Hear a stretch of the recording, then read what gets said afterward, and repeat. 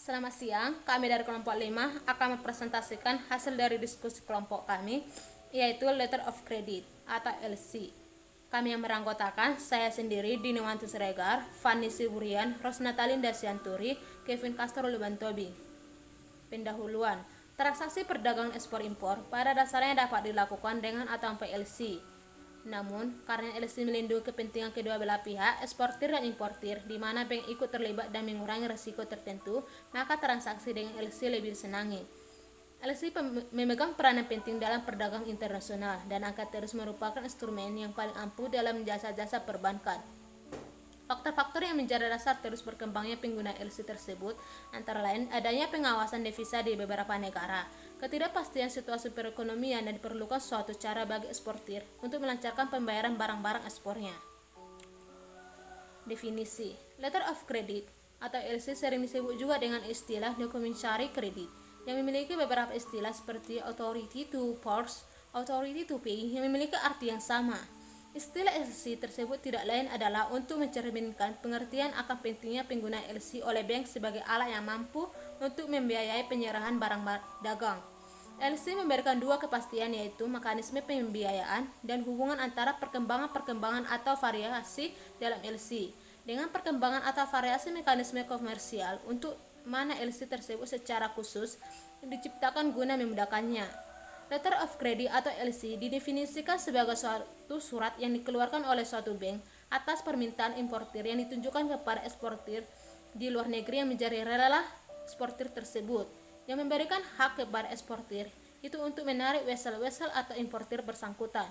LC adalah perjanjian tertulis dari sebuah bank yang diberikan kepada penjual atas permintaannya dan sesuai dengan instruksi pembeli untuk melakukan pembayaran yang dengan cara membayar, mengakses, atau menegosiasi wesel sampai jumlah tertentu dalam jangka waktu yang ditentukan dan atau dokumen-dokumen ditetapkan. Kemudian tata cara pembayaran dengan menggunakan LC. Yang pertama, importir meminta kepada banknya atau bank devisa untuk membuka suatu LC dan atas nama eksportir. Dalam hal ini, importir bertindak sebagai opener. Bila importir sudah memenuhi ketentuan yang berlaku untuk impor seperti keharusan adanya surat izin impor, maka bank melakukan kontrak valuta dengan importir dan melaksanakan pembukaan LC atas nama importir. Kemudian yang kedua, eksportir menyerahkan barang ke karir. Sebagai gantinya, eksportir akan mendapatkan bill of lading. Yang ketiga, eksportir menyerahkan bill of lading kepada bank untuk mendapatkan pembayaran. Paying bank kemudian menyerahkan sejumlah uang setelah mereka mendapatkan bill of lading tersebut dari eksportir. Bill of lading tersebut kemudian diberikan kepada importir. Yang keempat, importir menyerahkan bill of lading kepada karir untuk ditukarkan dengan barang yang dikirimkan oleh eksportir. Selanjutnya, pelaku dalam penerbitan LC. Yang pertama, applicant atau importir. Kemudian yang kedua, issuing bank atau bank yang menerbitkan LC. Ketiga, advising negotiating bank atau bank koresponden eksportir. Kemudian yang terakhir, beneficiary atau eksportir. Dari segi penggunaannya, LC dapat dibedakan menjadi yang pertama, dokumentari LC yang sering disebut dengan komersial atau merchandise LC merupakan LC yang berdokumen dan menangani pergerakan dari barang-barang ekspor impor. Kemudian yang kedua, jika tidak didokumentasikan, maka LC tersebut disebut clean LC. Salah satu contohnya adalah standby LC. Selanjutnya, tujuan dan fungsi LC. Tujuan berdasarkan LC, maka bank-bank yang terlibat setuju mengadakan pembayaran atas dokumen-dokumen yang diserahkan bila menurut pengantaranya telah memenuhi persyaratan LC. Bank sama sekali tidak terikat dan tidak punya kepentingan atas kontrak barang. Apabila barang yang dikapalkan ternyata salah atau lebih rendah mutunya, akan tetapi dokumen yang bersangkutan memenuhi syarat, maka importirlah yang bertanggung jawab atas pembayarannya meskipun dokumen tersebut telah dipalsukan. Bisa juga terjadi bahwa importir menerima barang yang tidak sesuai dengan yang diminta, tetapi ia terpaksa harus membayarnya juga.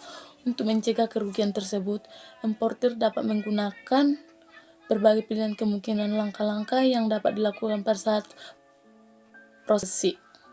Selanjutnya, fungsi LC. Yang pertama merupakan perjanjian bank dalam menyelesaikan transaksi komersial internasional. Yang kedua, memberikan pengamanan bagi pihak-pihak yang terlibat dalam transaksi yang diadakan. Yang ketiga, memastikan terjadinya pembayaran sepanjang syarat-syarat LC dipenuhi. Yang keempat, merupakan instrumen yang didasarkan hanya atas dokumen dan bukan atas barang dagangan, membantu bank memberikan fasilitas pembiayaan kepada pihak yang terlibat dalam pembayaran LC. Yang pertama, pihak langsung pembeli, disebut juga applicant atau occasion. Yang kedua, pihak akuntansi, importir atau pembeli. Yang ketiga, yang memohon pembukaan LC. Yang keempat, kredibilitasnya harus memuaskan dalam pertimbangan bank. Selanjutnya, bagian pembeli. Yang pertama disebut juga party to be paid atau exporter, seller atau shipper. Yang kedua, pihak kedua siapa LC diterbitkan atau dialokasikan. Yang ketiga, pihak yang memenuhi persyaratan LC menerima dan menyerahkan dokumen kepada bank pembayar. Yang selanjutnya, pembukaan bank atau penerbit LC. Yang pertama disebut juga opening bank, issuing bank, importer bank. Yang kedua, bank pembeli yang membuka atau menerbitkan LC kepada penerima, biasanya melalui perantara bank di negara penerima. Yang ketiga, siapa yang memeriksa dokumen untuk memastikan kepatuhannya terhadap persyaratan LC. Yang keempat, yang mengatur pembayaran transaksi bila mana diminta. Yang terakhir, siapa yang melepaskan dokumen LC kepada pembeli dan meminta pengganti bank L atau C. 1. Disebut juga advising bank atau seller bank, correspondent bank. 2. Bank yang memberitahukan atau meneruskan LC dan menegaskan kebenaran dari LC tersebut kepada eksportir tanpa disertai kewajiban lain. 3. Bank ini dapat juga dimungkinkan sebagai paying bank atau confirming bank.